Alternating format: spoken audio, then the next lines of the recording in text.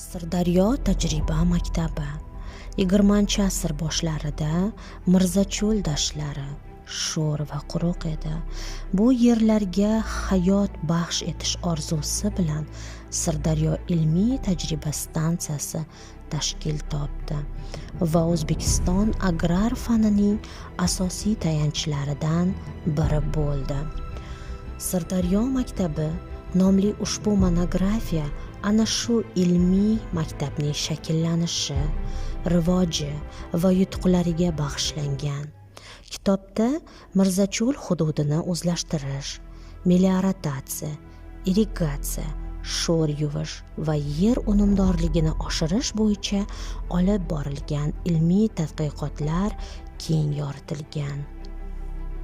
Asarda ilmiy fan va amaliyot uyg'unligida erishilgan yutuqlar, Mirzacho'lning qiyofasini o'zgartirgan fidoyi olimlar faoliyati, hujjatlar va arxiv manbalarida asosida tahlil qilingan. Monografiyaning markazida stansiya asoschisi fidoyi olim Mixail Mixailovich Bushuyev turadi. U o'z umrini Mirzacho'l yerlarining ilmiy asosda o'zlashtirishiga bag'ishladi. Bugun bu maktab uning ilmiy merosining davomchisidir.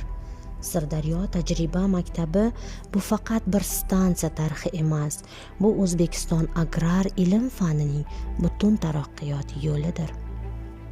Mualliflar Xoljigit Raimberdiyev va Munavvar Pardayev bu asarda ilmning o'zbek dehqonchiligiga kirib kelish jarayonini, Mirzacho'lning hayotga qaytish tarixini ilmiy asosda yoritganlar.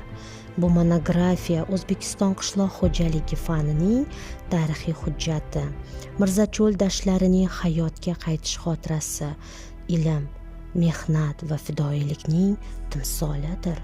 Sirdaryo tajriba maktabi o'tgan asr ilm fanining saboqlari va bugungi avlod uchun qadri baland ilmiy manba. Monografiya tarixchilar, tadqiqotchilar, qishloq xo'jaligi xodimlari va agrar soha vakillari uchun mo'ljallangan.